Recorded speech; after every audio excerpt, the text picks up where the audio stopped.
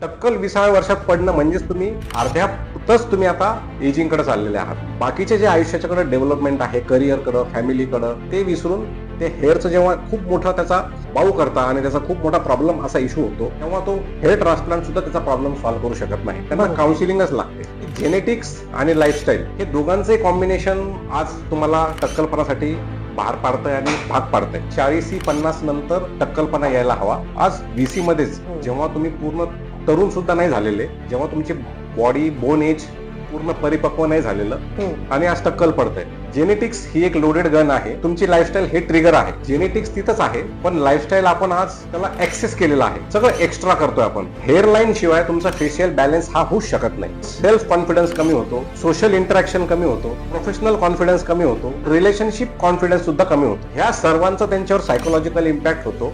बरेच जण लहानपणीचे फोटोज घेऊन येतात, मला असंच हवंय. बरेच जण ऍक्टर्सचे फोटो घेऊन येतात, असंच हवंय. बरेच जण दुसऱ्या पेशंटचे हे असा रिझल्ट मला हवाय. हे जेव्हा अनरिअलिस्टिक एक्सपेक्टेशन्स येतात, तेव्हा आम्ही त्यांची काउन्सिलिंग करतो की हे असं नाही होणार, कारण की प्रत्येकाचं शरीर हे वेगळं आहे आणि तुमची आयडेंटिटी वेगळी आणि तुम्हाला रिझल्ट वेगळे येणार आहे. सर्वात महत्वाचं म्हणजे कुठल्याही क्लिनिकला तुम्ही आमचे पेशंट गेलात, कमर्शियल त्याला अप्रोच नाही ठेवलेला. जर कमर्शियल अप्रोच आला, टार्गेटेड एवढे सर्जरीज करायचे, तर मग तुमचा प्रत्येक पेशंट हा कॉस्मेटिक आणि ॲस्थेटिक कडे न जाता तो डॅमेज कडे जातो. फिमेलमध्ये आणि मेलमध्ये हेअर लॉसचे खूप अंतर आहे. त्यांचे कारणं वेगळी आहेत, त्यांच्या ट्रीटमेंट्स वेगळ्या आहेत, त्यांच्याकडे बघण्याचं दोन्हीकडे एकदम वेगळे अँगल्स आहेत. डिफ्यूज बाळनेस झालेला असतो, म्हणजे मधून मधून तुमचे 50% वरपेक्षा रूट्स डॅमेज झालेले असतात. बरेच ॲक्ट्रेसेसची ट्रीटमेंट केलेली आहे. त्यामध्ये 2 ॲक्ट्रेस ह्याच सेम प्रॉब्लेममुळं त्यांची आपण सर्जरी केली हेअर ट्रान्सप्लांटची. सगळे माझ्यासोबत पॉझिटिव्ह आहेत. सगळे अगदी मला खूप मनापासून प्रेम करतात. आदेश बांदेकर सर आहेत, भरत जाधव सर आहेत, तुषार दळवे सर आहेत, प्रसाद खांडेकर माझा एकदम, माझी जन्मतारीख 5 मे 1986, प्रसाद खांडेकरची सुद्धा 5 मे 1986. आता घेतं माझ्या, ते आता सगळे भांडणार आहे मला, सगळे कुठून खाणार आहे मला नंतर. पेशंटचा आनंद इथपर्यंत होता हेअर ट्रान्सप्लांट झाल्यानंतर, पण त्यांच्या वाईफचा आनंद इथपर्यंत होता. आणि ती म्हटली की माझं अजून प्रेम वाढलं यांच्यावर. हेअरचा प्रॉब्लेम सॉल्व्ह झाल्यानंतर तुम्हाला लाईफमध्ये हॅपीनेस मिळणार नाही. तुमचा हा कॉस्मेटिक किंवा ॲस्थेटिक डिमांड असायला हवा. जर तो पेशंट सायकोलॉजिकली खूपच हेअरला त्याच्या इम्पॉर्टन्स देत असेल आयुष्यामध्ये, तर नक्कीच त्यांनी हेअर ट्रान्सप्लांटकडे वळू नये. जर तुम्ही चुकून ट्रान्सप्लांट केले, तर त्यांचं सायकेट्रिक डिसीजकडे सुद्धा ते वळतात. डिप्रेशनमध्ये सुद्धा जाताना बघितलेले आहेत आम्ही. मोस्ट चॅलेंजिंग केस, सगळ्यात चॅलेंजिंग केसेस याचा प्रॉब्लेम असा आहे. आता आपल्याकडे केसेस सगळ्या चॅलेंजिंगच येतात. म्हणजे दुसरीकडे केलेले, इकडे केलेले, तसलं काही नको गाणं गेलं ना. गाणं आणि डान्स सोडून काय सांगा तुम्ही. आजकालच्या जगात सगळ्यात महत्वाचं काय असेल तर आपण कसे दिसतो, आपलं इम्प्रेशन लोकांवर कसं पडतं. पण हे करताना एक फील गुड फॅक्टर पण फार महत्वाचा आहे की मी छान दिसतेय. केस हा आजकाल सगळ्यांसाठी फार हळवा आणि महत्वाचा विषय झालाय. त्वचा हाही त्यातलाच एक भाग आहे. मग ह्या सगळ्या प्रश्नांना एक समानार्थी शब्द जर काही असेल तर तो समानार्थी शब्द काय आहे माहितीये? New roots. याचे सर्वे सर्वा डॉक्टर निलेश पुंड अशाच एका जादूगाराला आपण भेटणार आहोत गप्पा मस्ती अँड पॉडकास्ट विथ भार्गवी चिरमुलेच्या आजच्या भागामध्ये. तुमचं खूप मनापासून स्वागत डॉक्टर इथे. थँक्यू. मी तुम्हाला समानार्थी शब्द म्हटलंय हेअर आणि स्किन या सगळ्या सोल्युशन्ससाठी. तर मला हा पहिला प्रश्न तुम्हाला डायरेक्ट विचारायचा आहे. आजकाल सर खूप लवकर टक्कल पडायला लागलंय का? मी सर्वात आधी तुम्हाला धन्यवाद देतो थँक्यू. की तुम्ही मला आपल्या खूप मोठ्या मंचावर बोलवून एक सर्वांना एज्युकेशन आपल्याला द्यायचं आहे. तर आपल्या माध्यमातून तुम्ही जो मला एक समानार्थी शब्द दिला, त्याबद्दल अजूनच तुम्ही माझं शोल्डर्स जड केलेत आणि माझ्या खांद्यावर तुम्ही अजून मोठी जबाबदारी टाकली आहे.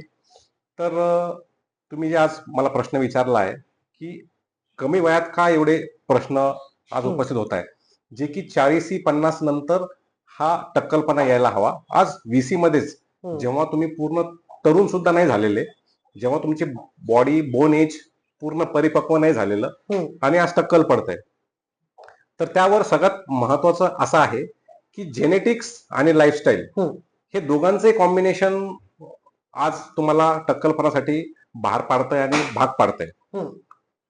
जेनेटिक्स ही एक लोडेड गन आहे आणि तुमची लाईफस्टाईल हे ट्रिगर आहे. ज्यांच्याकडे डीएसटी सेन्सिटिव्हिटी हे जेनेटिक्सने आलेलं असतं तुमच्या स्काल्पच्या रूट्समध्ये, आपण त्याला अजून ट्रिगर करतो आपल्या आजच्या लाईफस्टाईलमुळं. जेनेटिक्स तिथंच आहे, पण लाईफस्टाईल आपण आज त्याला ऍक्सेस केलेला आहे. सगळं एक्स्ट्रा करतोय आपण. तर त्यामध्ये तुमचा स्ट्रेस आहे, झोप अभावी आहे, कमी वेळेची झोप आहे, त्यानंतर ओव्हर इटिंग आहे, जंक फूड आहे, स्मोकिंग, अल्कोहोल आहे, फूड आधीच फर्टिलाइज्ड आहे, ऑर्गेनिक फूडची कमतरता आहे, त्याच्यानंतर कधी झोपायचं, कधी उठायचं, कधी जेवायचं हे वेळी राहिलेलं नाहीयेत. ह्या सर्वांचं कॉम्बिनेशन लाईफस्टाईल इतकं कॉम्प्लिकेट झाल्यामुळं, आधीच DST सेन्सिटिव्हिटी तुमच्या बॉडीमध्ये असल्यामुळं तुमचं अर्ली एजिंग सुरू झालेलं आहे. अर्ली एजिंग म्हणजेच काय, की जे तुम्हाला 40-50 मध्ये तुम्हाला वार्धक्य सुरू व्हायचं, ते तुम्हाला शरीर पूर्ण व्हायच्या आधीच 20व्या वर्षातच सुरू झाल्यामुळं टक्कल 20व्या वर्षात पडणं म्हणजेच तुम्ही अर्ध्यातच तुम्ही आता एजिंगकडे चाललेले आहात. आणि मग तुम्हाला त्याचा केसांमध्ये तुम्हाला त्याचा परिणाम दिसून येतो. सर, मग हे हेअर ट्रान्सप्लांट हे फक्त एक कॉस्मेटिक आहे का त्याच्यामध्ये सायकोलॉजिकल, फिजिओलॉजिकल ट्रान्सफॉर्मेशन पूर्णपणे येतं? 2 कॅटेगरीचे पेशंट्स आहेत. कधी कधी पेशंटची डिमांड सायकोलॉजिकल इम्पॅक्टमुळे होते, बऱ्याच वेळेस कॉस्मेटिक डिमांडमुळं त्यांची गरज भासते. कॉस्मेटिक अँगलने जर आपण विचार करायला गेलो तर बऱ्याच पेशंट्सला आपला एक फेस असतो, एक फ्रेम असते, तुमच्या फेसची एक फ्रेम सेट आहे. त्यामध्ये तुमचं जर का बाल्डनेस असेल, हेअरलाईन नसेल, तर तुमची फ्रेम इनकम्प्लीट आहे. तर तुमचं फेशियल बॅलन्स असणं गरजेचं आहे आणि हेअरलाईन शिवाय तुमचा फेशियल बॅलन्स हा होऊच शकत नाही. त्याच्यामुळे त्याची कॉस्मेटिक डिमांड ही अति महत्वाची ठरते. आणि पेशंटचं कॉस्मेटिक डिमांड ही त्याची काही चूक नाहीये किंवा त्याचं काही चुकीचं डिमांड नाही. तर ती फेशियल फ्रेम जेव्हा आम्ही सेट करतो, जेव्हा त्याचा फेशियल बॅलन्स सेट करतो हेअरलाईन नंतर, तर त्याला हेअर रिस्टोरेशन म्हणतो आणि पेशंटला एक कॉस्मेटिक आणि एक ऍस्थेटिक लुक येतो. त्या उलट सायकोलॉजिकल तुम्ही जर का डिमांड पेशंटकडून बघाल तर ती जास्ती आहे कॉस्मेटिक पेक्षा. त्यामध्ये त्यांचा सेल्फ कॉन्फिडन्स कमी होतो, सोशल इंटरॅक्शन कमी होतो, प्रोफेशनल कॉन्फिडन्स कमी होतो, त्यामध्ये त्यांचं रिलेशनशिप कॉन्फिडन्स सुद्धा कमी होतो. ह्या सर्वांचा त्यांच्यावर सायकोलॉजिकल इम्पॅक्ट होतो आणि मग त्यांची डिमांड अशी असते की आम्हाला ह्या सगळ्या गोष्टींचा आज सोशली आणि पर्सनली त्यांच्या पर्सनॅलिटी ट्रेट सुद्धा प्रॉब्लेम होतो. मग जेव्हा आम्ही त्यांचा ट्रान्सप्लांट करतो तेव्हा त्यांचं उत्तर असं असतं की आम्ही आता प्रोफेशनली इंटरॅक्शन आमचं वाढलेलं आहे, आमचं प्रोफेशनल कॉन्फिडन्स वाढलेला आहे आणि त्या उलट ते असं म्हणतात की आमचं हेअर रिस्टोरेशन पेक्षा, कॉन्फिडन्स रिस्टोर पेक्षा लाईफ रिस्टोर झालेला आहे. तर ह्या सगळ्या गोष्टींचा कॉस्मेटिक आणि सायकोलॉजिकल ह्या दोन्ही गोष्टींवर त्याचा चांगला परिणाम दिसून येतो. सर, तुम्ही तर हे आता जे उत्तर दिलं ते उत्तर बऱ्यापैकी टेक्निकल किंवा असं असेल. एखादा असा आम्हाला तुमचा अनुभव सांगा ना, एखाद्या पेशंटचा, जे ऐकल्यानंतर तुम्हाला डॉक्टरच्या पलीकडे जाऊन तुमच्यातला जो माणूस आहे त्याला खूप आनंद झाला होता, कारण तुम्ही एवढं सगळं न्यूरूट्स, एवढा मोठा जो घाट घातलाय त्याचं कुठेतरी सार्थकी लागण्यासाठी तुमच्या मनात तो क्षण तुम्हाला वाटला की आज ह्याच्यासाठी मी जेवढं काही केलं ते सार्थकी लागलंय. असे ह्या 13 वर्षाच्या अनुभवामध्ये प्रत्येक पेशंटची एक वेगळीच गोष्ट आहे, प्रत्येक पेशंटची एक वेगळी कहाणी आहे. तर रिसेंटली एक 3 महिन्यापूर्वीच एक पुण्यातले एक पेशंट होते आमचे, न्यूली मॅरिड होते, एक त्यांना मुलगी होती 2 वर्षाची. तर ते तर आनंदी होतेच, ते तर खुश होतेच, त्यांचं सॅटिस्फॅक्शनही आणि समाधानी होते. पण सर्जरीच्या वेळेस त्यांची वाईफ नव्हती आलेली. सर्जरी झाल्यानंतर, रिझल्ट झाल्यानंतर त्यांची वाईफ आवर्जून आली भेटायला आणि त्या पेशंटपेक्षा, त्यांच्या हजबंडपेक्षा ती वाईफ द्विगुणित आनंदी होती आणि शी वॉज सो हॅपी की तुम्ही त्याला इतकं हँडसम आणि इतकं छान बनवलं. तर आम्ही लहान त्यांचं म्हणजे मुलगी सुद्धा त्यांच्याकडं बघून केसांचे कुतूहलाने बघत होती की कसं हात लावून बघत होती की काय आहे, खरंच आहे का पप्पा हे केस वगैरे.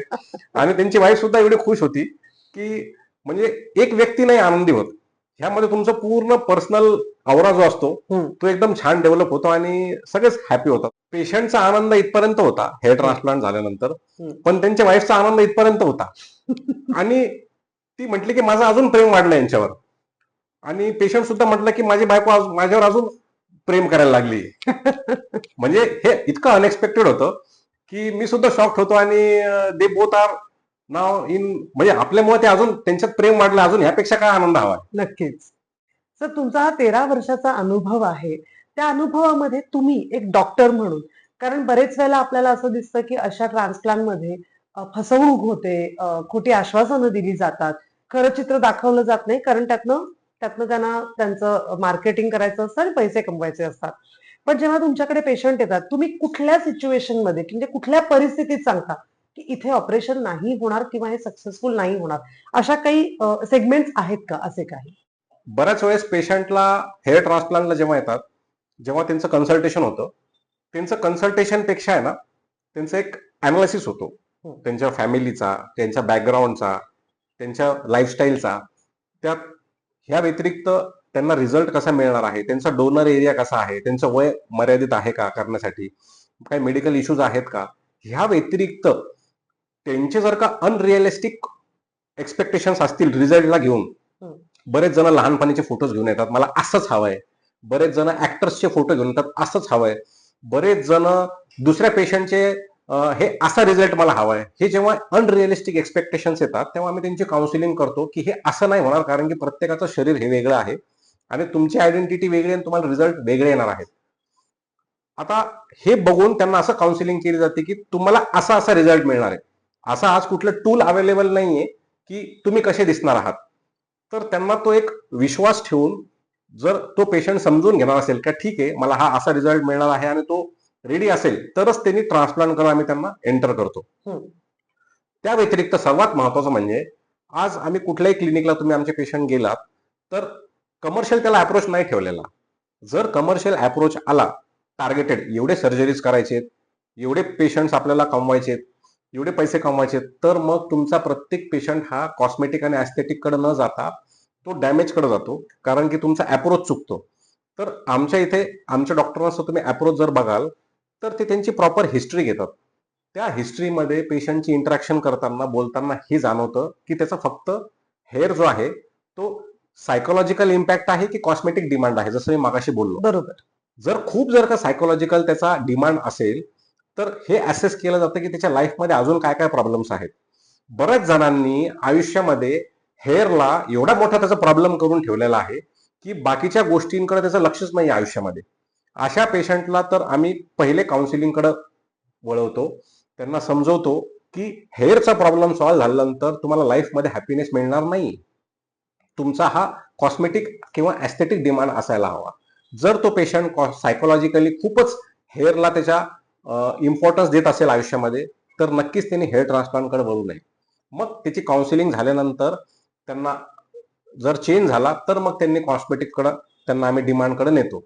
बऱ्याच वेळेस असे पेशंट जर तुम्ही चुकून ट्रान्सप्लांट केले, तर त्यांचं सायकॅट्रिक डिसीजकडे सुद्धा ते वळतात. डिप्रेशनमध्ये सुद्धा जाताना बघितलेले आहेत आम्ही. हं. कारण की त्यांनी त्यांचं मनोबल एवढं हलकं असतं की तो प्रॉब्लेमला ते खूप हाय व्हॅल्यूड प्रॉब्लेम समजून आयुष्यामध्ये बऱ्याच चुका करतात आणि त्यांचे बाकीचे जे आयुष्याच्याकडे डेव्हलपमेंट आहे, करिअरकडं, फॅमिलीकडं, तर ते विसरून ते हेअरचं जेव्हा खूप मोठा त्याचा एक बाऊ करता आणि त्याचा खूप मोठा प्रॉब्लेम असा इश्यू होतो, तेव्हा तो हेअर ट्रान्सप्लांट सुद्धा त्याचा प्रॉब्लेम सॉल्व्ह करू शकत नाही. त्यांना बरोबर. काउन्सिलिंगच लागते. हं. मी म्हणत नाहीये की हेअर लॉस तुम्हाला तुमच्या लाईफमध्ये इम्पॅक्ट करत नाही. करतो. पर्सनली, प्रोफेशनली करतो.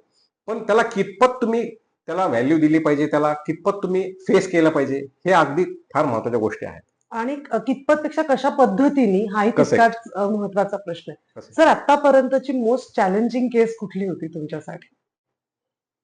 आपण जर का माझं आधीचं पेशंटचे टेस्टिमोनियल जर बघाल, तर बरेचसे सेलिब्रिटीज, ऍक्टर सुद्धा आहेत.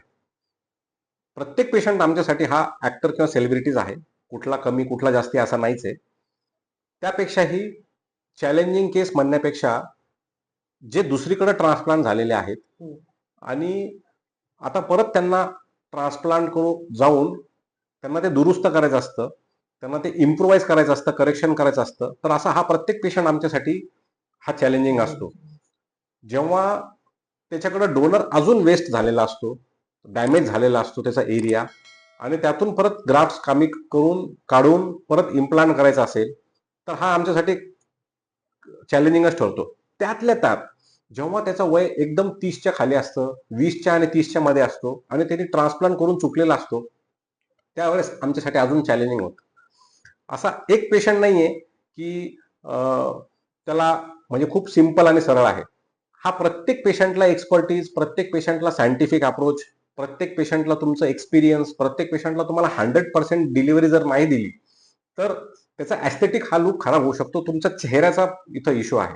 जर त्यात तुमच्याकडून चूक झाली तुमच्या सर्जरीमध्ये तर त्याच्या उद्या चेहऱ्याची वाट लागू शकते आयुष्यभरासाठी आणि तुम्ही त्याला रिकव्हर नाही करू शकत. अशा येणारा आमच्याकडे प्रत्येक पेशंट हा आमच्याकडे चॅलेंजिंग आहे. आणि झालं असं की ह्या 3-4 वर्षामध्ये बरेचसे हाय प्रोफाईल क्लायंट्स, ऍक्टर्स यांनी केल्यानंतर आणि त्यांनी उघडपणे सांगितल्यानंतर हे सगळं जेव्हा पेशंट्स बघतात तर त्यांची सुद्धा एक्सपेक्टेशन्स वाढतात आणि त्यामध्ये बरेच अनरिअलिस्टिक आधीचे जे ट्रान्सप्लांट झालेले आहेत ते इम्प्रूव्ह करण्याचं जेव्हा आमच्याकडं संधी येते किंवा वेळ येते तर तो प्रत्येक पेशंट आमच्यासाठी चॅलेंजिंग असतो. कारण तुम्हाला ते रिपेअर पण करायचंय, तो डॅमेज पण रिपेअर करायचा आणि त्या आलेल्या माणसाला तेवढंच सॅटिस्फाईंग रिझल्ट पण द्यायचंय. त्यामुळे Correct. ते तुमच्यासाठी अशी नाव होतं. हेअर ट्रान्सप्लांटमध्ये ना तुमच्या डोनर एरियावर सगळ्यात पहिले डिपेंड असतो रिझल्ट कसा मिळणार आहे. हं. तुमचा डोनर एरिया जेवढा चांगला तेवढा तुमचा चांगला रिझल्ट. आता 70% सगळ्यांचे डोनर एरिया चांगले असतात. पण जेव्हा तुम्ही कमी डोनरचे 30% जे पेशंट्स असतात त्यांना जर तुम्ही चांगलं रिझल्ट डिलिव्हर करू शकत असाल then it is called as a expert treatment. Yes yes. आणि ते आमच्यासाठी आज चॅलेंजिंग आम्ही हातात घेतल्यापासून आम्ही त्याला खूप चांगल्या पद्धतीने रिपेअर करून देतोय. सर तुम्ही एका दिवसात किती ट्रान्सप्लांट करता? तुम्ही जर का बघाल तर भारतभर आपले सगळे क्लिनिक्स आहेत तर सर्व क्लिनिक्समध्ये महिन्यामध्ये साधारण 300 सर्जरीज आपल्याकडे ट्रान्सप्लांटचे पार पडतात यशस्वीपणे. आणि माझ्या देखरेखीखाली आमचे असिस्टंट डॉक्टर्स आणि आम्ही मिळून रोजचे नाही म्हटलं तरी 2 किंवा 3 सर्जरीज आम्ही खूप छान पद्धतीने करतो. सर हे झालं पुरुषांचं. आता महिलांमध्ये सुद्धा प्रचंड प्रमाणात हेअर लॉस आणि टक्कलचं प्रमाण वाढताना दिसतंय. ह्याचं कारण पण सेम असतं का ह्याची काही कारणं वेगळी आहेत? फिमेल्समध्ये किंवा स्त्रियांमध्ये, महिलांमध्ये फक्तच ओल्ड एजमध्ये हेअर लॉस होत नाही तर आजकालच्या तरुण मुलींमध्ये सुद्धा हा प्रॉब्लेम आहे. तिसीत सुद्धा प्रॉब्लेम आहे. फिमेलमध्ये आणि मेलमध्ये हेअर लॉसचे खूप अंतर आहे. त्यांचे कारणं वेगळे आहेत, त्यांच्या ट्रीटमेंट्स वेगळे आहेत, त्यांच्याकडे बघण्याचं दोन्हीकडे एकदम वेगळे अँगल्स आहेत. तुम्ही जर का व्यवस्थित बघाल तर फिमेल हेअर लॉसमध्ये त्यांची हेअरलाईन ही इंटॅक्ट असते आणि डिफ्यूज बाल्डनेस झालेला असतो म्हणजे मधून मधून तुमचे 50% वर पेक्षा रूट्स डॅमेज झालेले असतात.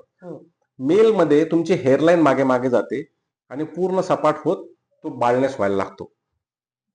फिमेल्समध्ये हेअर लॉसचे खूप वेगळे कारण आहेत. हार्मोनल जेनेटिक तर आहेच, त्यापेक्षा PCOS आहे, थायरॉइड आहे, डायबिटीज आहे, स्ट्रेस आहे, आजकालची त्यांची लाईफस्टाईल आहे, आजकालचा आहार आहे. तर ह्यामुळे त्यांचे पॅटर्न ऑफ स्टेज बाल्डनेस जे आहेत ते पण 3 याच्यात डिवाइड होतात. स्टेज 1 मध्ये, स्टेज 2 मध्ये आणि स्टेज 3 मध्ये. पुरुषांमध्ये तसे 7 ते 8 स्टेजेस आहेत. हेअरलाईन मागं जाणं, मग मागून बाल्डिंग होणं आणि मग पूर्ण असं बाल्ड होणं आणि डोनर एरिया राहणं हा असतो मेलचा. फिमेलमध्ये तसं न होता त्यांची हेअरलाईन इंटॅक्ट असते, मधून मधून केस जायला लागतात आणि केस पातळ व्हायला लागतात आणि पोनीटेल सुद्धा तुमची जी लांब लांब होत असते, केस लांब होत असतात ते पण थांबतं आणि हेअर थिनिंग सुद्धा व्हायला लागते आणि व्हॉल्यूम सुद्धा लॉस होतो. तर तुम्ही बघाल तर फिमेल्समध्ये स्टेज 1 मध्ये तुम्हाला जेव्हा पार्टिशन करता तेव्हा तुमचा बाल्डनेस दिसतो तुमच्या भांगमधून. सेकंड स्टेजमध्ये असं होतं की तुम्ही कुठूनही तुम्ही बाल्ड करा म्हणजे कुठूनही तुम्ही भांग पाडा म्हणजे पार्टिशन कुठूनही तयार करा तेव्हा तुमचा स्काल्प व्हिजिबल होतो. थर्ड स्टेजमध्ये असं होतं की तुम्ही पूर्ण पॅचच पडलेला असतो. तर ह्या गोष्टींमुळं फिमेल आणि मेलमध्ये खूप वेगळं अंतर आहे. मेलमध्ये तुमचा डोनर एरिया इंटॅक्ट राहतो आणि रेजिस्टंट राहतो DSTला, पण फिमेलमध्ये तसं नाही होत. त्यांचा डोनर एरिया सुद्धा थिन व्हायला लागतो. तर त्यामुळं फिमेल हेअर ट्रान्सप्लांट किंवा फिमेल हेअर ट्रीटमेंट्स मेलपेक्षा हे खूपच अगदी चॅलेंजिंग ठरतं. पण स्टेज 1 मध्ये जर का कुणी पेशंट आमच्याकडे आलं तर त्याला आम्ही रिव्हर सुद्धा करतो. स्टेज 2 मध्ये आलात तर तिथं स्टॉप सुद्धा होऊ शकतं आणि स्टेज 3 मध्ये निश्चित तुम्हाला हेअर ट्रान्सप्लांटनी मदत मिळते. कंडिशन तुमचा डोनर एरिया चांगला असेल तर. करेक्ट. पण आता बायका तर वेगवेगळ्या ठिकाणी जाऊन बोटॉक्स आणि नॅनोप्लास्टी आणि हेअर कलरिंग म्हणजे केसावर वेगवेगळ्या प्रकारच्या ट्रीटमेंट्स होऊन मग येतात तुमच्याकडे. ह्या ट्रीटमेंट विषयी तुमचं सर काय मत आहे? किंवा कलर मध्ये पण आता ज्या प्रकारचे कधी लाल, कधी हिरवे असे मग आपल्याला दिसतं समाजामध्ये हे सगळं करताना, ह्या सगळ्याचा कुठेतरी तुमच्या केसावर परिणाम होतच असेल, म्हणजे हेअर टेक्स्चरवरती. तुमचं याबद्दलचं आणि या सगळ्या ट्रीटमेंट विषयी तुमचं काय मत आहे? आजकालचे जे काय ट्रीटमेंट्स अवेलेबल आहेत क्लिनिकच्या व्यतिरिक्त, जे मला वाटतं सगळेच त्याच्या प्रे होतात आणि सगळेच त्याच्या बळी पडतात. बोटॉक्स ट्रीटमेंट असो, हेअर स्मूथनिंग असो, केराटिन ट्रीटमेंट असो, हेअर प्रोटीन ट्रीटमेंट असो, ह्या सगळ्या ट्रीटमेंट ज्या आहेत ते तुमच्या हेअर ब्रेकेजवर काम करतात. हं. तुमच्या हेअर लॉसचा प्रॉब्लेम हा तुमच्या हेअर फॉलिकल म्हणजेच हेअर रूट पासून सुरू होतो. त्यासाठी तुम्हाला मेडिकल ट्रीटमेंट लागते. ह्याच ट्रीटमेंट्सनी तुम्ही ज्या पार्लरमध्ये जे ट्रीटमेंट्स करतात, त्या ट्रीटमेंट्सचा फायदा तुम्हाला हेअर शाईन होतो, फ्रिझीनेस कमी होतो, तुमचा हेअरचं टेक्स्चर इम्प्रूव्ह होतो, एवढंच. ते पण मर्यादित काळापर्यंत. हं. पण मेडिकल ट्रीटमेंट ज्या असतात, ज्या तुम्ही हेअरसाठी जे सुरू करतात, त्या तुमच्या हेअर रूट पासून असतात, परमनंट ट्रीटमेंट्स असतात. हा इतका मोठा फरक आहे की आपण पहिले सोप्याकडे जातो, आपण घाबरतो आणि मग नंतर स्टेज 2 स्टेज 3 मध्ये जायला लागलो की मग नंतर कळतं की आपण किती हा वेळ आपला वेस्ट केला आहे. हं. तर परमनंट ट्रीटमेंट्स आणि लॉंग टर्म तुम्हाला ट्रीटमेंट्स हव्या असतील तर medical treatment is always superior to hair breakage treatments. हं. आणि बरेच वेळेस उलट असं होतं की केमिकल ओव्हरलोडमुळं खूप साऱ्या वेगवेगळ्या ट्रीटमेंट्स, हीट ट्रीटमेंट्समुळं पेशंट अजून जास्त कंप्लेंट करतात की याच्यापेक्षा माझे केस चांगले होते, अजून केस खराब झाले हं. ह्या ट्रीटमेंट्समुळं. तर अशी सुद्धा वेळ पेशंट्स येऊन सांगतात आणि कंप्लेंट्स करतात आणि बऱ्याच वेळेस असा सुद्धा प्रॉब्लेम फेस होतो. त्यावेळेस मग 3 महिन्यात जो फरक पडणार असतो त्यासाठी आम्हाला 6 महिने, 8 महिने, वर्षभर असे लॉंग टर्म ट्रीटमेंट्स ऍडवाइस कराव्या कराव्या लागतात. लागतात. हं.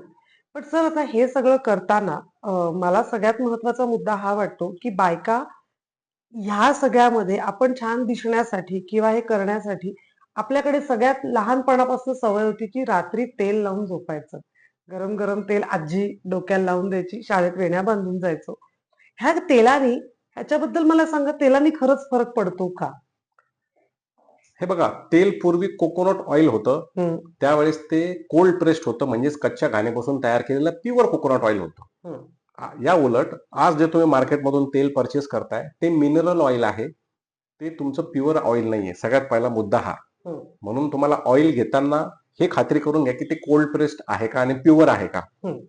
दुसरी गोष्ट, हेअर आणि ऑइलचा कुठेही एक संबंध नाहीये. ऑइल तुमच्या स्काल्पला ब्लड सर्क्युलेशन इम्प्रूव्ह करण्याकरता, मॉइश्चराइज करण्याकरता हेल्प करतो. ड्राय स्किन असेल तर अजून चांगली मदत करतो. ऑइली स्किन असेल, हेअर फॉलचा प्रॉब्लेम असेल, डॅन्ड्रफ असेल, तर ऑइलमुळे तुमचे स्काल्पचे प्रॉब्लेम्स अजून वर्स सुद्धा होऊन अजून तुमचे प्रॉब्लेम्स डॅन्ड्रफ वगैरे वाढू शकतात. हं. हेअर फॉलवर असं कुठलंच ऑइल नाहीये की जेणेकरून तुमचे मेडिकल प्रॉब्लेम्स किंवा हेअर रिलेटेड प्रॉब्लेम जे ते सॉल्व्ह होतात. हं. मग सर हे तेल असं असेल, तर ते किती वेळ ठेवलं पाहिजे? कधी लावलं पाहिजे? किंवा ते माहिती आहे ॲड आली होती, एवढे पुरुषांचे पण लांब केस, बायकांचे पण लांब केस. असं खरं आम्हाला जरा सांगा याबद्दल.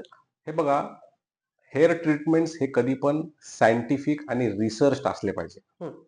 हे जे आहे, आपण मार्केटमध्ये ॲडव्हर्टाइजमेंट बघतो, वेगवेगळे एन्डोर्समेंट्स बघतो, रील्स बघतो, त्याकडे अट्रॅक्ट होतो. एक वेळेस आपण ते परचेस करतो, पण मला नाही वाटत तो पेशंट परत दुसऱ्या वेळेस ते घेत असेल, कारण हं. की त्याचा उपयोगच होत नाही. तो तुमच्या रूट कॉजवर, मेडिकल कॉजवर कामच करत नाही.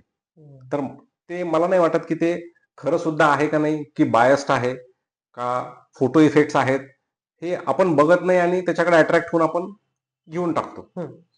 आणि तेल कधी लावायचं आणि किती वेळ लावायचं? जर तुम्हाला लावायचंच असेल तर? ते लावायचंच असेल तुम्हाला तर तुम्ही रात्रीच्या वेळी झोपण्यापूर्वी लावू शकता. अर्धा तास मिनिमम ते 2 तास सुद्धा तुम्ही ठेवू शकता. हे एवढं प्रमाण आणि एवढा वेळ मला वाटतं सफिशियंट आहे तुमच्या इनफ आहे. स्काल्पच्या याच्यासाठी. हं. तुम्ही म्हणालात सर, की या सगळ्या ज्या ट्रीटमेंट्स आहेत, त्याने केस डॅमेज होतात.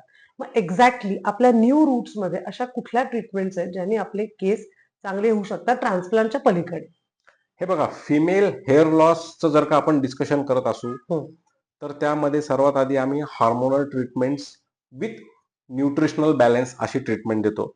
फिमेलमध्ये वेगवेगळे कारणं आहेत. पीसीओएस आहे, ॲनेमिया आहे, व्हिटॅमिन डी डेफिशियन्सी आहे, B12 डेफिशियन्सी आहे, स्ट्रेस आहे, पोस्ट प्रेग्नन्सी, थायरॉइड, डायबिटीज, हे सगळ्या वेगवेगळ्या कारणांमुळे तुम्हाला हेअर लॉस होतो. तर जसं की कपड्यांबाबतीत आहे, never won size fits for all. Yes. तशीच एक अशी ठराविक कुठली ट्रीटमेंट नाहीये. तुम्हाला पेशंट कन्सिडर करून त्याचा अनालिसिस करून त्याची हिस्ट्री घेऊन तुम्हाला व्यक्ती अनुरूप त्याचा प्रॉब्लेम अनुरूप त्याला तुम्हाला ट्रीटमेंट चॉईस करावं लागते.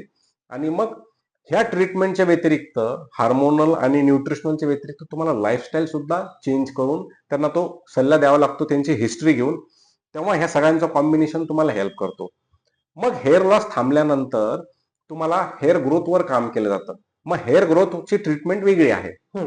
मग हेअर लॉस बऱ्याच वेळेस पेशंट ट्रीटमेंट घेत नाही आणि असं म्हणतो मी पीआरपी घेतली मला फरक नाही पडला, मी मिनॉक्सिडिल लावलं मला फरक नाही पडला. जेव्हा तुमच्या एक साधारण सिंपल तुम्हाला उदाहरण देतो, एक टँक असेल आणि त्याला जर का पाणी गळत असेल तर टँक सीलच्या ऐवजी आपण त्यात पाणी ओतत राहतो. पहिले त्याला सील केलं पाहिजे. तसंच पहिले हेअर लॉसवर, हेअर फॉलवर आणि तुमच्या कॉजेसवर ऍड्रेस करून तो स्टेबल झाल्यानंतर तुम्हाला हेअर ग्रोथची ट्रीटमेंट सुरू करायला हवी. मग त्यामध्ये पीआरपी आहे, जीएफसी आहे, मिनॉक्सिडिल आहे, मायक्रो निडलिंग आहे, डर्मा रोलर आहे आणि अगदी स्टेज 3 असेल, रूट्स डॅमेज झाले असेल तर मग हेअर ट्रान्सप्लांट सुद्धा उत्तम पर्याय हा आज फिमेल्स मध्ये अवेलेबल आहे. म्हणजे एवढ्या ट्रीटमेंट्स करण्यासाठी तुमचं पहिल्यांदा हेअर चेक करणं फार गरजेचं आहे. कुठलंही एकदम मार्केटिंग गिमिक म्हणून जाऊ नका. आधी पहिलं प्रॉपर कन्सल्ट करा की काय आहे आणि काय नाही आणि त्यानंतरच तुम्ही ट्रीटमेंट करणार. सर आता मग ऍक्टर्ससाठीचा म्हणजे ऍक्ट्रेसेस म्हणजे मी आतापर्यंत तुमच्या फीडवर बरेच ऍक्टर्स पाहिले. ऍक्ट्रेसेसच्या अँगलनी आम्ही केसांना खूप मशीन्स लावतो. क्रिम्पिंग, स्ट्रेटनर्स, ड्रायर्स किंवा आम्ही जे विग्स लावतो त्याच्या क्लिप्स असतात आणि त्या क्लिप्स बरेच वेळेला स्काल्पला इजा करतात. त्यातनं मुंबईसारखी हवा असेल तर तिथे ह्युमिडिटी खूप आहे, घाम खूप केसांमध्ये सुद्धा येतो. तर अशा वेळेला तुम्ही ऍक्टर्स बरोबर ऍक्ट्रेसेससाठी काय सजेस्ट कराल किंवा त्यांना काय तुम्ही सांगाल किंवा आपल्याकडे काय ट्रीटमेंट्स आहेत? हे बघा, आता तुम्ही खूप एक संवेदनशील प्रश्न विचारलेला आहे. मागच्याच वर्षी 2 ऍक्ट्रेसेसची मी ट्रीटमेंट केली. बरेच ऍक्ट्रेसेसची ट्रीटमेंट केलेली आहे. त्यामध्ये 2 ऍक्ट्रेस ह्याच सेम प्रॉब्लेममुळं त्यांची आपण सर्जरी केली हेअर ट्रान्सप्लांटची. त्यांचे केस खूप चांगले आहेत. त्यांना हार्मोनल प्रॉब्लेम नाही. त्यांना फिमेल पॅटर्न बाल्डनेस नाहीये. पण फक्त आणि फक्त त्या क्लिपिंगमुळं कंटिन्युअस सिरियल्स सुरू असल्यामुळं त्यांचा हेअर लॉस झाला. आणि आम्ही त्यांना पहिले मेडिसिन्सनी प्रयत्न केला पण तो नाही यशस्वी झाला. मग शेवटी आम्हाला हेअर ट्रान्सप्लांटकडेच त्यांना न्यावं लागलं आणि मग ते सक्सेसफुल झालं. तर सल्ला माझा हाच राहील की तुम्ही जेवढं जास्ती त्याला अवॉइड करू शकाल तुम्ही तेवढं त्याला अवॉइड करा. त्याचे रिप्लेसमेंट्स शोधा की जेणेकरून तुमच्या स्काल्पला ते डॅमेज करणार नाही, खूप पुलिंग इफेक्ट होणार नाही, खूप स्काल्पला डॅमेज होणार नाही. आजकाल खूप चांगले चांगले हेअर पॅचेस, हेअर विग्स आलेले आहेत की जे तुमच्या स्काल्पला क्लिपिंग शिवाय सुद्धा ओळखू न येता तुम्ही ते यूज करू शकता, टेम्पररी यूज करू शकता. तुमचं जेव्हा शूट्स असतात त्यावेळेस तुम्ही खूप लाईट्स असतं, खूप मेकअप्स असतं, खूप हीट ट्रीटमेंट्स असतात. जेवढं जास्त तुम्हाला अवॉइड करून तुम्हाला आहे त्या ऍस्थेटिक कडून तुम्ही जेव्हा दाखवता तेव्हा मला वाटतं की तुम्ही त्या गोष्टी टाळू शकता. एंड ऑफ द करिअर होतं असं की यू लूज ऑल हेअर आणि मग त्याच्या ट्रीटमेंट्सकडे परत तुम्हाला पैसे मोजावे लागतात. सर मग ही फिमेल ट्रान्सप्लांट करताना तुम्हाला काय चॅलेंजेस येतात? नक्कीच. फिमेल हेअर ट्रान्सप्लांट हे चॅलेंजिंग आहेच मेल हेअर ट्रान्सप्लांटपेक्षा. कारण फिमेल हेअर ट्रान्सप्लांटमध्ये हेअरलाईन करेक्शन असते. एक्झिस्टिंग हेअरमध्ये तुम्हाला इम्प्रोवाइज्ड हेअर करावं लागतं, इम्प्लांट करावं लागतात. मेल हे ऑलरेडी बाल्ड असतात. फिमेलमध्ये डिफ्यूज बाल्डनेसमुळे ऑलरेडी केस असतात. हेअर कट आम्ही करू शकत नाही. 2-2 वर्ष हेअर ग्रो व्हायला वेळ लागतो. आहे त्या एक्झिस्टिंग हेअरमध्ये हेअर इम्प्लांट करावं लागतं. त्यानंतर डोनर एरियाचे चॅलेंजेस असतात. मेलमध्ये डोनर एरिया इंटॅक्ट असतो. डीएसटी सेन्सिटिव्ह फार कमी असते. फिमेलमध्ये बऱ्याच स्टेज 3 पॅटर्न जेव्हा बाळण्यास असतो तेव्हा त्यांचा डोनर एरिया पहिले आम्हाला चेक करावा लागतो की तो एलिजिबल आहे का नाही. त्यातून जेव्हा ग्राफ्ट सिलेक्ट करतो असे ग्राफ्ट सिलेक्ट करावे लागतात की जे डीएसटी सेन्सिटिव्हिटीने डॅमेज झालेले नाहीयेत. ज्या ग्राफ्टमध्ये 2 हेअर 3 हेअर असे असतात तर हे खूप डिफिकल्ट आणि चॅलेंजिंग जातं ग्राफ्ट काढण्यासाठी आणि मग इम्प्लांट करण्यासाठी. तिसरं, त्यांचे कॉजेस प्रत्येक फिमेलचे वेगवेगळे आहेत. शुगर आहे, थायरॉइड आहे, स्ट्रेस आहे, पीसीओएस आहे, हार्मोनल इम्बॅलन्स आहे, लाईफस्टाईल इम्पेअरमेंट आहे. त्यांच्या त्या कॉजवर पहिले ऍड्रेस करावं लागतं 3-6 महिने. त्यांना पूर्ण तयार करावं लागतं मेडिसिन्स देऊन, डोनर इम्प्रोवाइज करावा लागतो आणि मग तुम्हाला त्यांच्याकडं सर्जीकडं तुम्हाला त्यांना न्यावं लागतं. केस यायला, लांब व्हायला तुम्हाला 6 महिने पेक्षा वर्ष 2 वर्ष लागतात. मेलमध्ये 5-6 महिन्यात तुम्हाला छोटे हेअर येऊन जातो. मेलमध्ये त्यांची एक्सपेक्टेशन असं असतं की आम्हाला बाळनेस कव्हर झाला पाहिजे. फिमेल मधल्या एक्सपेक्टेशन्स असं असतात की त्यांना बाळनेस फक्त कव्हरेज नकोय, त्यांना व्हॉल्यूम आणि डेन्सिटी हे दोन्ही हवं असतं आणि लेंथ सुद्धा हवी असते. तर मेल हेअर ट्रान्सप्लांट हे जे आहे हे फक्त एक करेक्शन आहे. तुमचं स्काल्पचं व्हॉल्यूम इम्प्रोव्हायझेशन आहे. फिमेल हेअर ट्रान्सप्लांट मध्ये हे करेक्शन हेअरचं नसून एक कॉज करेक्शन सुद्धा आहे. तर डबल तुम्हाला काम करावं लागतं, खूप केअरफुली ऍसेस करून करावं लागतं, घाई गडबड करून चालत नाही आणि मग तुमचं फिमेल हेअर ट्रान्सप्लांट हे यशस्वी होतं. पण मग ह्या फिमेल हेअर ट्रान्सप्लांटची काळजी आणि मेल ट्रान्सप्लांटची काळजी या 2 वेगळ्या गोष्टी आहेत. कारण बायका थांबणार नाहीत ना. आता हेअर आले की परत हेअर कलर करणार, परत त्याच्यावर ट्रीटमेंट्स करणार. कारण पुरुष जसं तुम्ही म्हणालात की केस आले कीच खुश असतो. पण बायका पटकन समाधानी होणार नाही. त्यांना पुन्हा स्टायलिंग करायचंय काय. मग या बाबतीत तुम्ही त्यांना काय केअर करायला सांगता किंवा केअर घ्यायला सांगता? बरेच फिमेलचे ट्रान्सप्लांट झाल्यानंतर 7-8 महिन्यानंतर ते हॅपी होतात आणि विचारतात की सर आता आम्ही बोटॉक्स करू का, सर आता आमचे हेअर करलेत, आम्ही आता हेअर स्ट्रेटनिंग करू का, हेअर स्मूथनिंग करू का. पण मग परत तेच प्रॉब्लेम्स तुम्हाला येतात आणि तुम्हाला हे hair smoothening, hair केरॅटिन treatments, hair straightening आम्ही अवॉइड करायला सांगतो. आवर्जून त्यांना आम्ही नाही म्हणून सांगतो.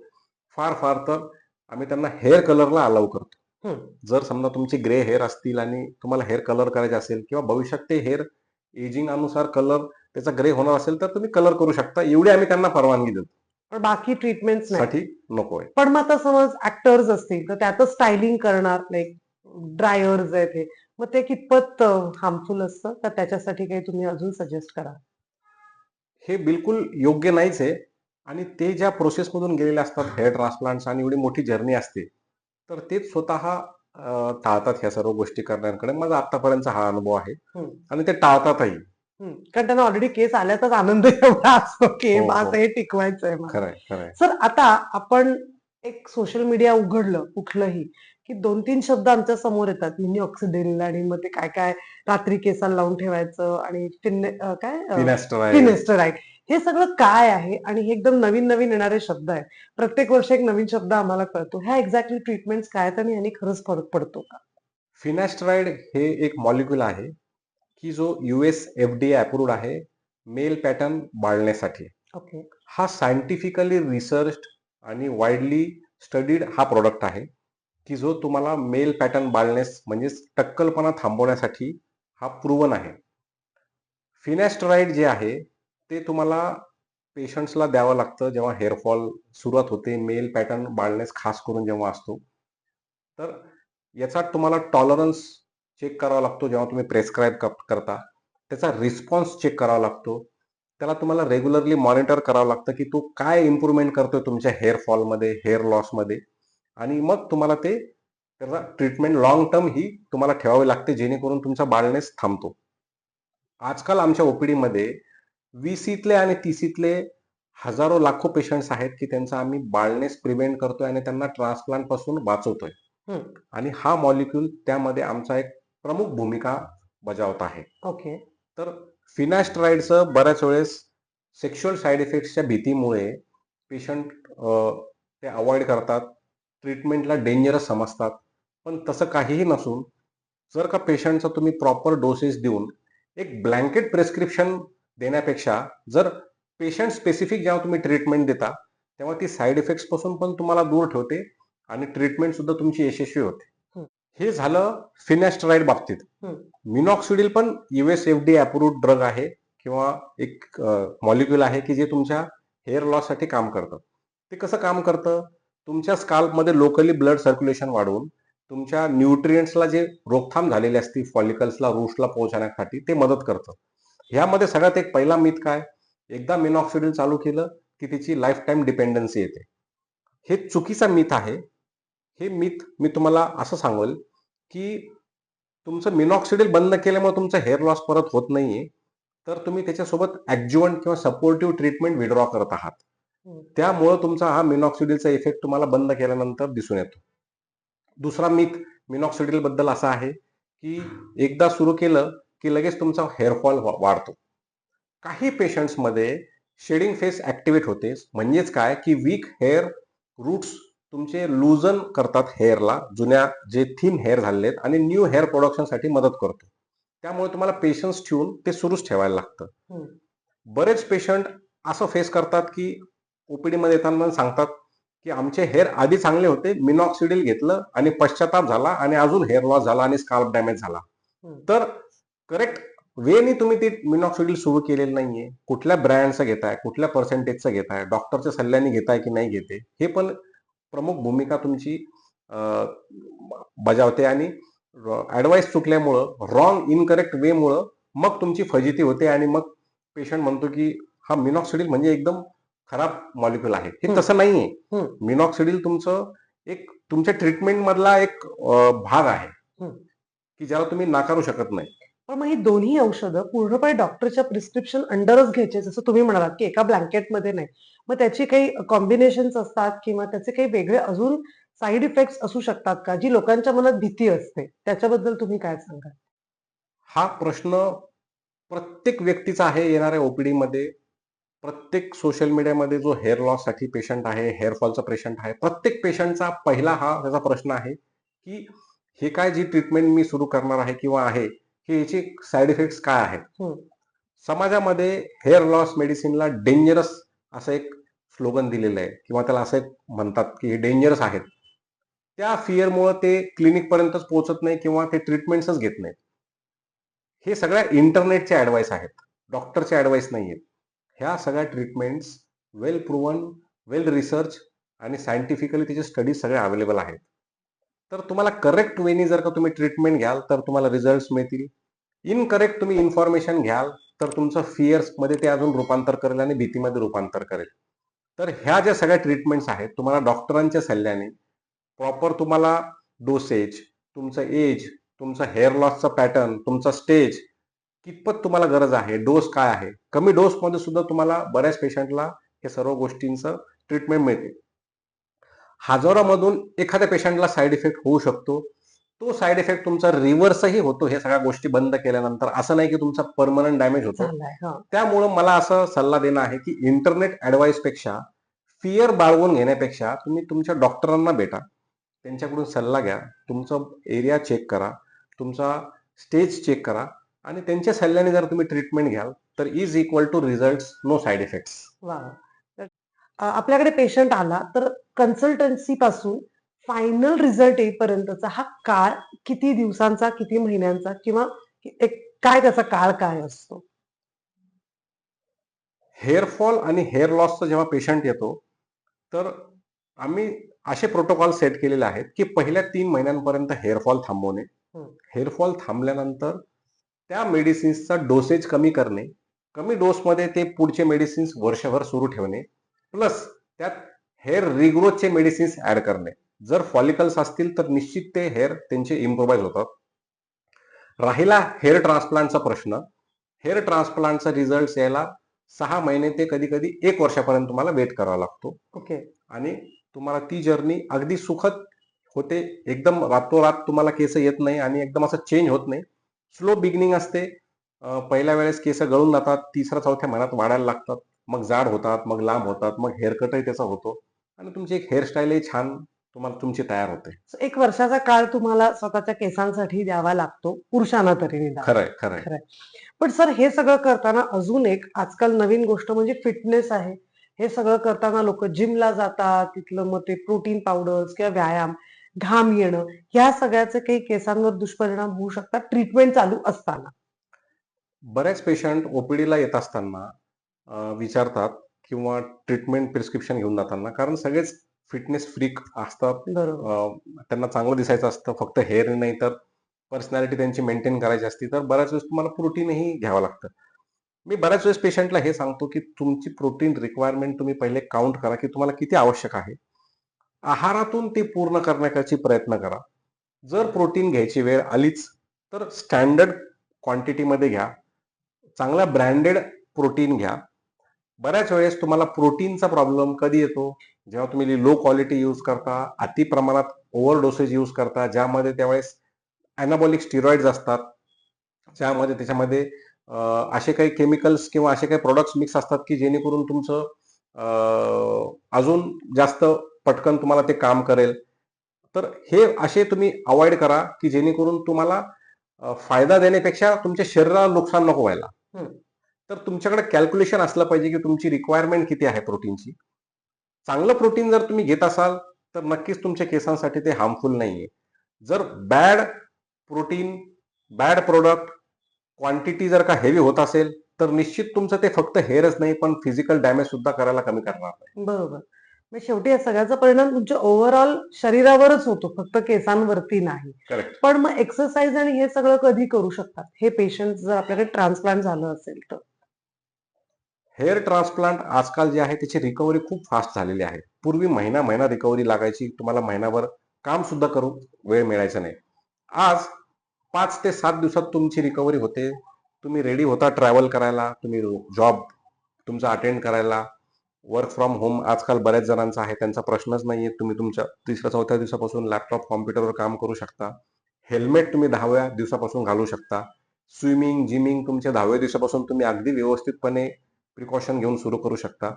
तर रेस्ट्रिक्शन्स आजकाल एक पहिल्या 7 दिवसांपुरतेच फक्त आलेले आहेत आणि 1 वीक नंतर मला असं वाटतं की तुमचं रुटीन पूर्ण सेट आहे.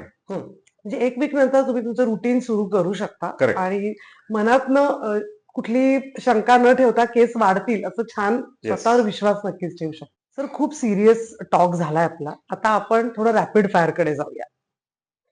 डॉक्टरांबद्दल एक मिथ. डॉक्टरांबद्दल रॅपिड फायर आहे सर. म्हटलं आधी सांगू. डॉक्टरांना खूप अगदी सिरियस समजलं जातं की डॉक्टर म्हणजे फक्त पेशंट दुरुस्त करणार आणि आयुष्यात तेवढंच आहे. पण तसं नाही. आम्ही सुद्धा सामान्य एकदम सोसायटीमध्ये जसं आहात तसंच आम्ही आहोत. हं. आम्हाला सुद्धा फिरायला आवडतं, खेळायला आवडतं, मूव्हीज बघायला आवडतात, एन्जॉय करायला आवडतं. आम्हालाही पार्टी करायला आवडतं. तुमचं फेव्हरेट मूव्ही? मूव्ही म्हणजे मी रोज रात्री एक पण मूव्ही सोडत नाही. प्रत्येक रात्री मी मूव्ही बघितल्याशिवाय झोपत नाही. बापरे! कितीही उशीर होऊ, मी आणि माझी आई आम्ही दोघं सोबत बघतो आणि मगच झोपतो. अरे वाह! तुम्ही मॉर्निंग पर्सन आहात का नाईट पर्सन आहात? मला अगदी कितीही उशीर होऊ द्या, सकाळी 4:30ला पहाटे मला जाग येणारच. बरं. कॉफी का ग्रीन टी? दिवसातून 4 ते 5 वेळेस ब्लॅक कॉफी. बरं. जिम का योगासनं? योगासन. बीचवर तुम्हाला सुट्ट्या घालवायला आवडतात का डोंगरात? बीच. ओके. तुमचं कम्फर्ट फूड काय आहे? तुम्हाला भयंकर छान वाटतं ते खाल्ल्यानंतर? आईचं हातचं जेवण. नक्कीच. एक तुमच्याबद्दलची कुठलाही तुमचा छंद जो लोकांना माहिती नाही. माझ्याकडे जवळ-जवळ 1000 व्हरायटीजचे एक्झोटिक प्लांट्स आहेत, की जे वेगवेगळ्या प्रदेशातून मी आणलेले आहेत आणि वेगवेगळ्या वातावरणातले जे त्याच वातावरणात राहतात, पण मी माझ्या वातावरणात त्यांना सेट केलेलं आहे. वॉव! मला गार्डनिंग आणि वेगवेगळ्या प्रकारचे फुलं हे माझ्याकडे प्रचंड आवड मला. मी रोज सकाळ, संध्याकाळ म्हणजे त्यांच्याशी गप्पा मारतो, त्यांच्यात रमतो. कुठल्या गोष्टीने तुम्हाला स्ट्रेस होतो? स्ट्रेस होतच नाही राव मला. स्ट्रेस मला वेळ खूप शॉर्ट पडतो. म्हणजे आयुष्यात एवढे काही कामं करायचे आहेत ना, की 24 तास सुद्धा मला कामासाठी कमी पडतात. याचा मला फार स्ट्रेस आहे. स्वतःला जर अनवाइंड करायचं असेल, अख्ख्या दिवसभरात खूप काम झालंय, तर काय कुठल्या पद्धतीने करता? मोबाईल स्टाफकडे देऊन टाकतो आणि फक्त छान गाणे लावून एन्जॉय. मग कोणाची गाणी ऐकायला आवडतात?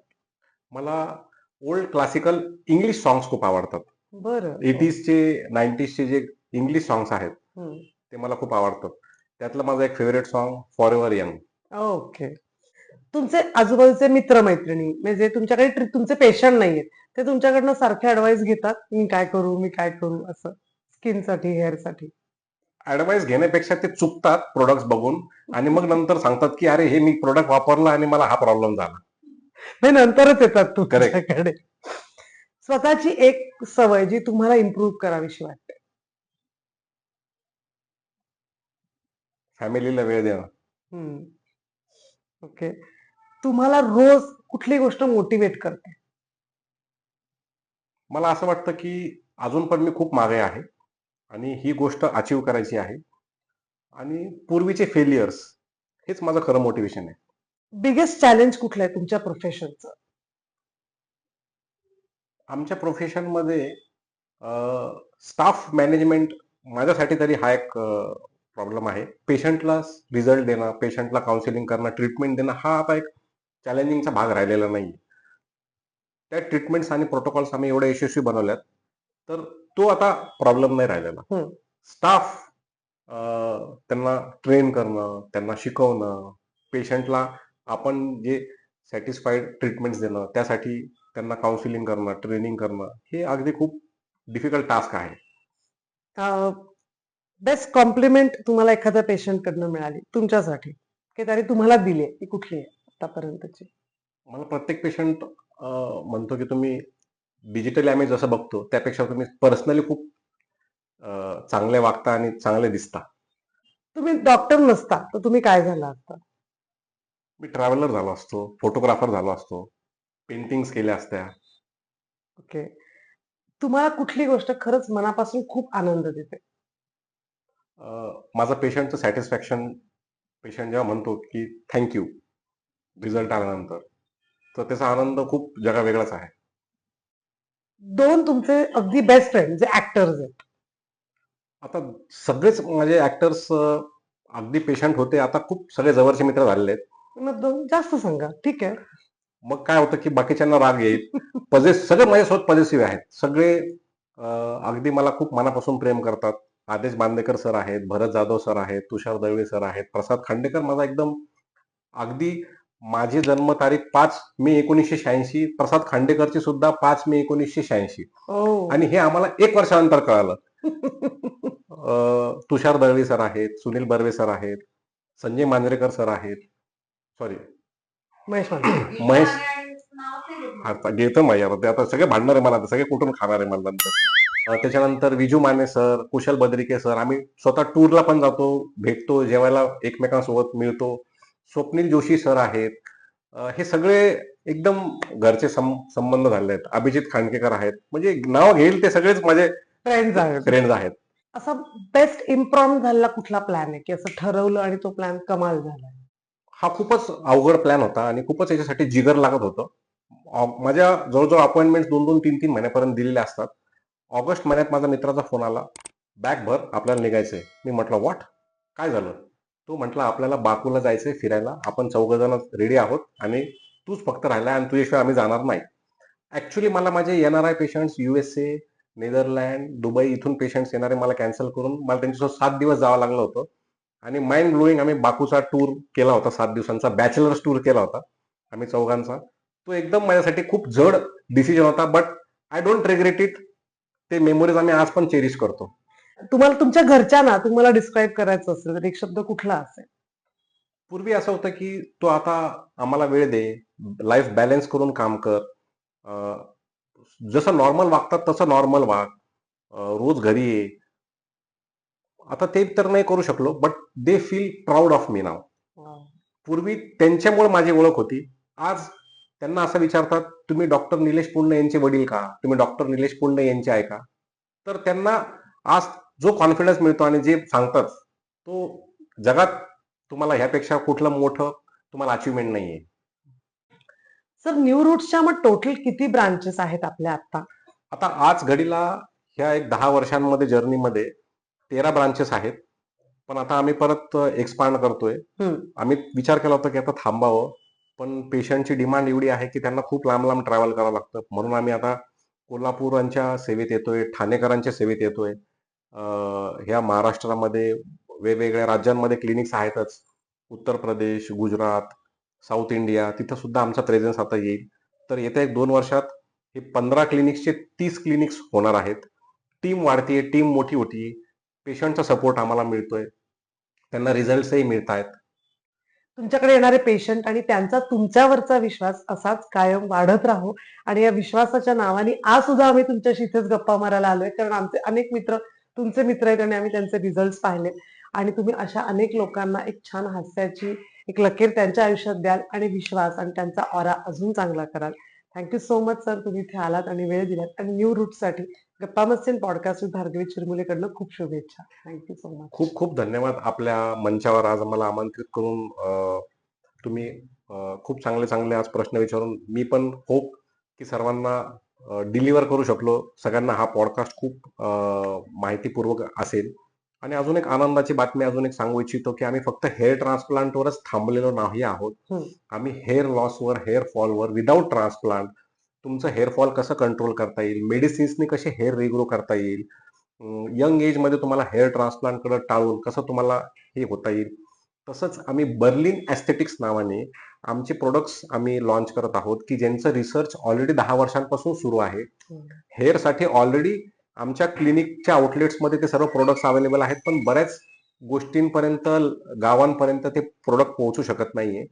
तर आता ते प्रोडक्ट्स तुम्हाला जून जुलैमध्ये ऑनलाईन सर्वांना अवेलेबल होऊन डॉक्टर्स तुम्हाला ऑनलाईन कन्सल्ट करून हेअर फॉलसाठी खूप मोठी एक मोहीम सुरू होती आणि त्या सगळ्यांचा त्यांना फायदा होणार आहे.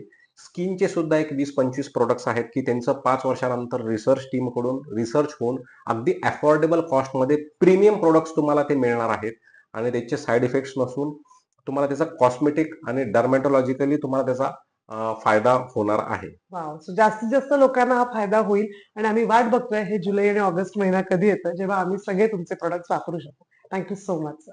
थँक्यू.